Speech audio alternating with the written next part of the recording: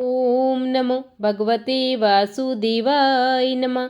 प्रणाम भक्तजनों, आज मैं मोक्षदा एकादशी की कथा लेकर आई हूँ।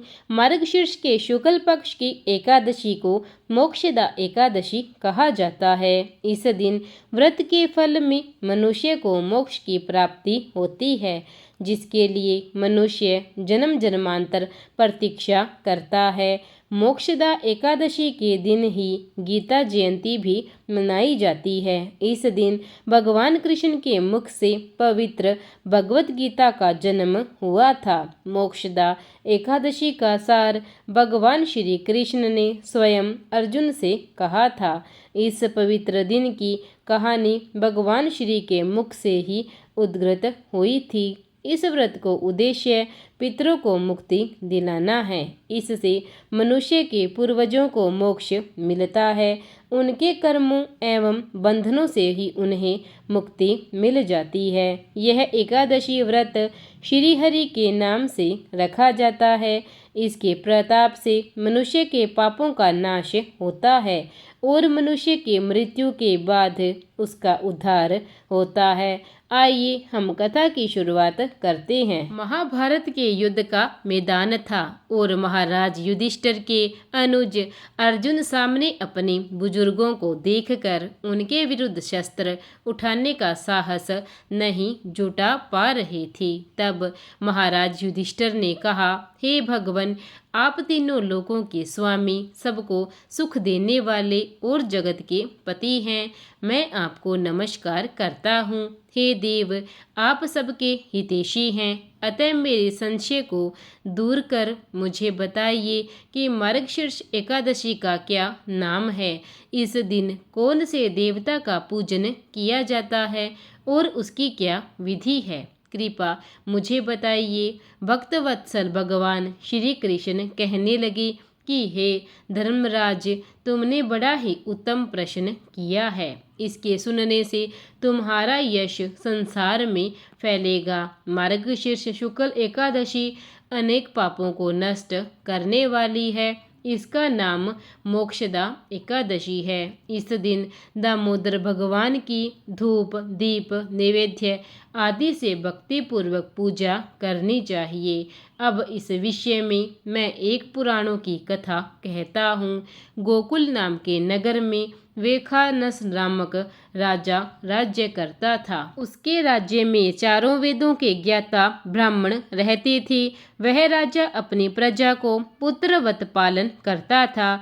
एक बार रात्रि में राजा ने एक स्वप्न देखा कि उसके पिता नरक में हैं। उसे बड़ा आश्चर्य हुआ। प्रातः वह विद्वान ब्राह्मणों के पास गया और अपना स्वप्न सुनाया।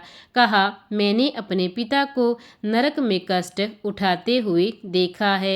उन्होंने मुझसे कहा है कि हे पुत्र, मैं नरक में पड़ा हूँ, यहाँ से तुम मुझे मुक्त कराओ। जब से मैंने ये वचन सुने हैं तब से मैं बहुत बेचैन हूँ।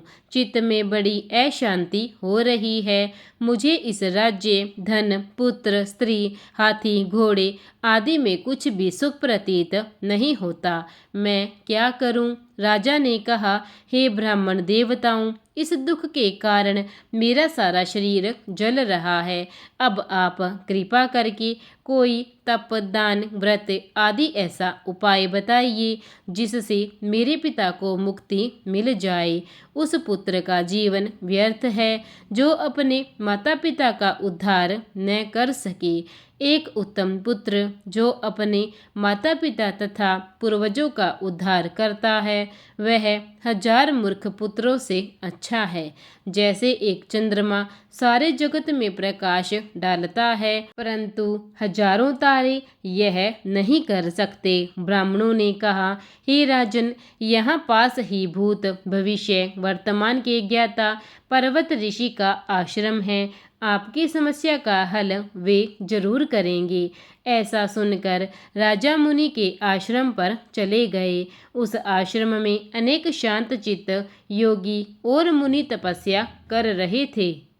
उसी जगह पर्वत मुनि बैठे थे। राजा ने मुनि को साष्टांग प्रणाम किया और मुनि ने राजा से आने का कारण पूछा।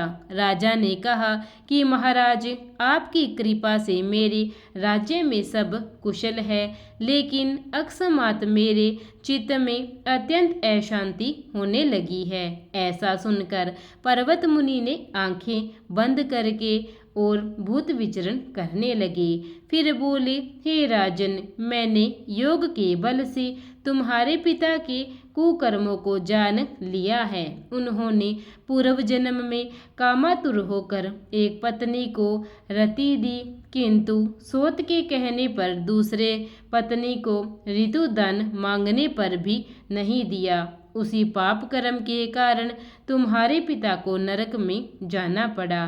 तब राजा ने कहा, इसका कोई उपाय बताइए। मुनि बोले, हे राजन, आप मार्गशीर्ष एकादशी का उपवास करें और उस उपवास के पुण्य को अपने पिता को संकल्प कर दें।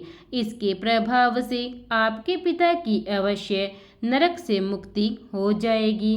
मुनि के ये वचन सुनकर राजा महल में आया और मुनि के कहे अनुसार कुटुंब सहित मोक्षदा एकादशी का व्रत करने लगा। इसके उपवास का पुण्य उसने अपने पिता को अर्पण किया।